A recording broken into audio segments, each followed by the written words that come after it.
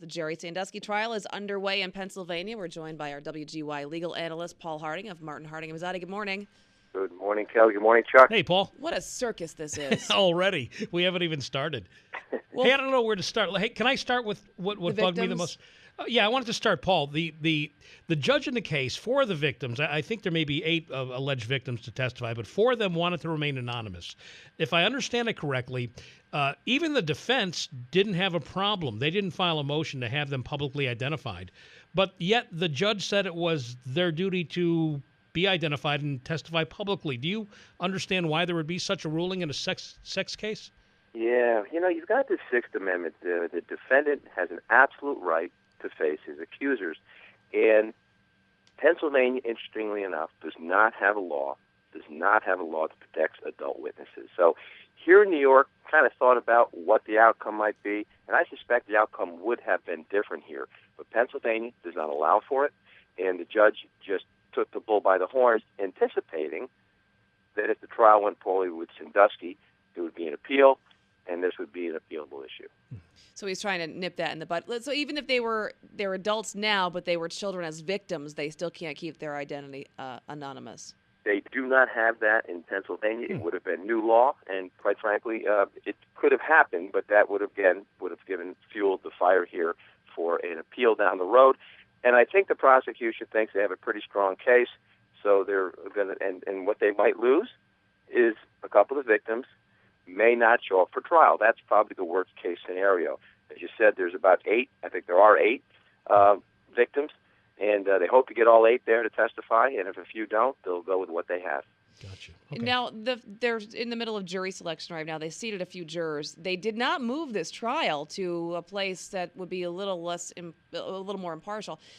The jurors that they've seated all have ties to Penn State. It's very hard to find a juror in that area that doesn't have a tie to Penn State. Absolutely so. And again, that is a motion which would be made by the defense. And we saw it here with a few trials recently where it was moved out of the Capital District because there was so much media around it. I think the argument here was anywhere in Pennsylvania we're going to have this. And somehow the defense kind of thought that keeping this circus, keeping this craziness in the area where Sandusky lived was not going to hurt his case. We were surprised that was not done early. I guess you'd have to go juror by juror. It just seems odd to me that either side would approve a juror and seat a juror who was actually wearing Penn State gear, but that's happening. Yeah, it kind of cuts both ways. You have these Penn State folks who want to see this controversy go away. They wish it never happened, and maybe they can play a role. Now, also, from the prosecution's perspective, you've got these Penn State folks who might be so outraged that they want to clean up this mess very quickly and have a definitive conviction. So it really cut both ways, and they both felt it was okay. Generally, it is the defense who will make that motion, and the prosecution probably gets the benefit from it being there. So at this point, and I know you haven't had a chance to see everything, none of us have, but it appears to me that the prosecution has a pretty strong case. Would you agree? Absolutely. The issue that I have seen, though, brought up a couple of times is that a lot of these victims, well, at least the victim from the shower, they haven't been able to identify him. So if there's no victim, was there no crime? Yeah, there you go. You've got at least 2 incidents which are going to be talked about where they don't know who the victim even was. The ones who are coming forth are not going to be the ones that are, in fact, witnessed by anybody.